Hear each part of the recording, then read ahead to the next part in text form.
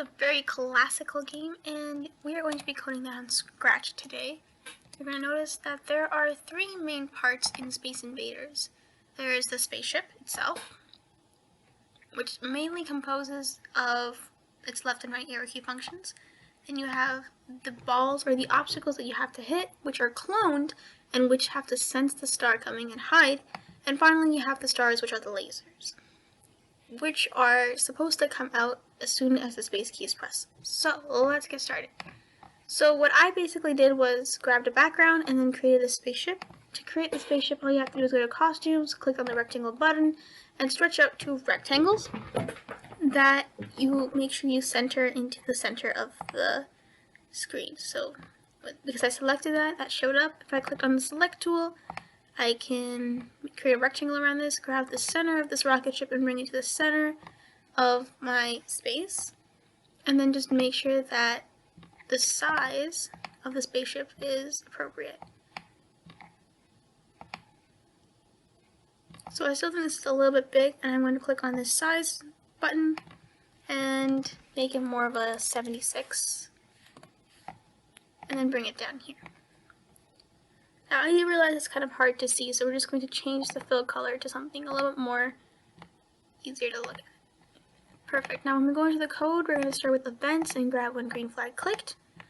Then we're going to make sure that we set our default position for the spaceship. So we want to start at specifically this coordinate. Go to 11y negative 143. It can be anywhere that you want it to be. This is just the closest I have to the center of my screen. And the other thing we want to set in place is the direction that the spaceship is pointing at. So point in direction 90, which is what it is pointing at right now. Then we're going to grab in controls a forever loop. Forever loop makes sure that whatever is inside is happening without stopping. So we're going to grab an if statement, and we'll grab two if statements. Then we're going to go into sensing. So this is where we're creating the left and right arrow key features. So we have key space pressed. If you click on space, it'll change to whatever arrow key you would like to use. So you can use WASD, you can use left and right space arrow keys, which is what I'm doing. So when the right arrow key is pressed, you want the spaceship to move to the right. So that is moving on the x-axis, changing the x position by 10. If you click on the left arrow key, it should go in the negative direction, so it will go to negative 10. So far, this is what my spaceship does. When it hits the side, it kind of just moves off the screen.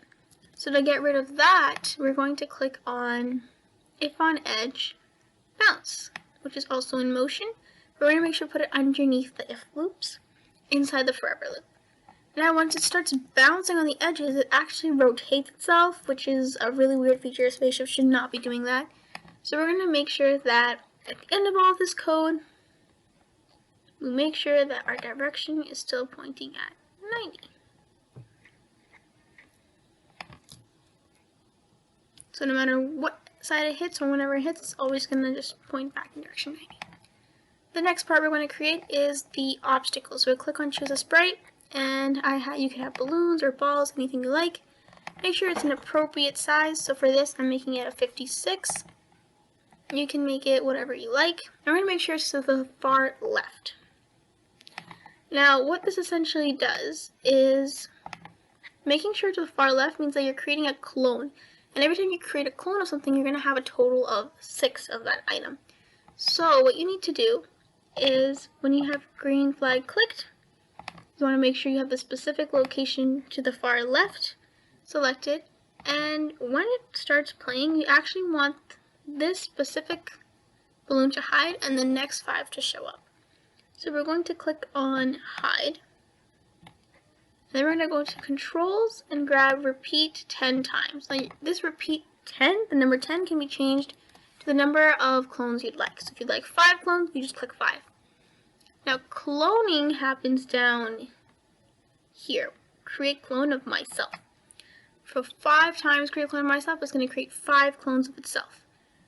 But you might not be able to see it. See? Now let's say I get rid of that hide feature and I click on this eyeball, put this back in, and I click on the stop sign and I click on the green flag. If I pull it out, I actually do have 5, and then and then the original. So it actually does show up, but I don't want one of them to show up, so I click on hide and then create clone of myself. And to make sure that these spread out by themselves, click on motion and grab move 10 steps within the repeat loop. But we don't want it to move 10 steps because that's not enough. We want to make sure it's enough for each one to be spread out. So you can try something like 75, but they're not going to show up again because we need to use the show command. So we go to looks and we grab show, but we also want the new clones to show up. So when it says when I start as a clone, then I want to show up. So if we click it, all of them show up on our page, and if we want it to be spread out more, we can just change this value to a bigger value to have it more spread out. For the balloon, I think a 90 or a 95 is pretty good. So when I start as a clone, I want it to hide, and also want it to start having a sensing effect later on when the stars pop out. So before this part is not complete, we're going to keep it paused here, and we're going to go on to our star.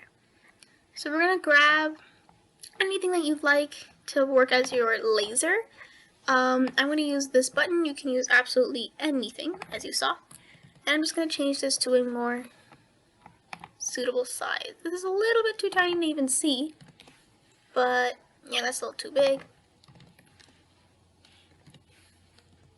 That sounds good enough. So this can either come out horizontally, but I think it'd be more interesting if it came out vertically. So we're just going to get rid of the second button, and we're going to grab select tool, pull it out, and then rotate this till it's completely straight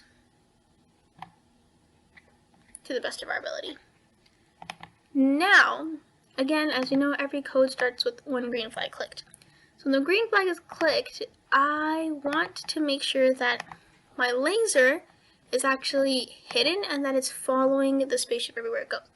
So we go to motion, you'll find go to random position, and if we change that, we can make that mouse pointer, sprite 1, balloon 1. So sprite 1 for me is my spaceship.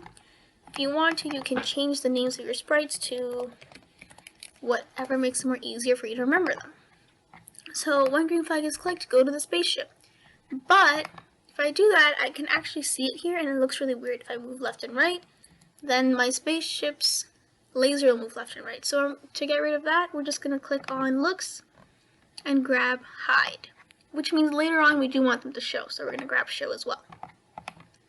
Now once that is done, what we want next is to enable the space key function.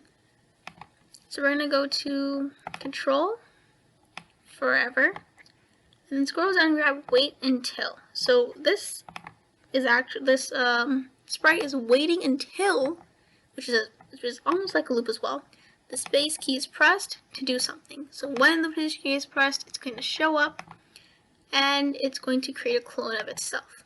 So show up is actually going to happen a little bit later, but first it's going to create a clone of myself. So it's not making a definite amount of clones. It's actually just making one clone when the space key is pressed. And I did click the space key, but you can't see it because it's still hidden. Now, at this point, we've carried over the roles to the new clone. So when I start as a clone, that's when I want to show up. And I also want to make sure that I'm going to the spaceship, because we don't want this clone laser to just come out of nowhere or just come out randomly. We want it to make sure it goes to the spaceship, it shows up, and it's actually going to be moving on the vertical axis. So it's going to move change Y by 10. Just because it's going to move up and down. So if we do this, now it looks something like this, but it's just going through the balloons. The balloons aren't popping. So to do that, we're going to click on the balloon, and we have when I start as a clone, show.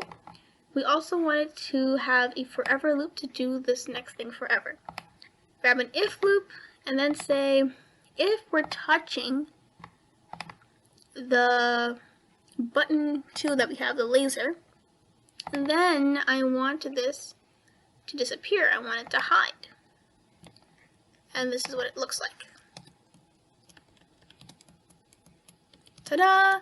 And your Space Invaders game is now complete.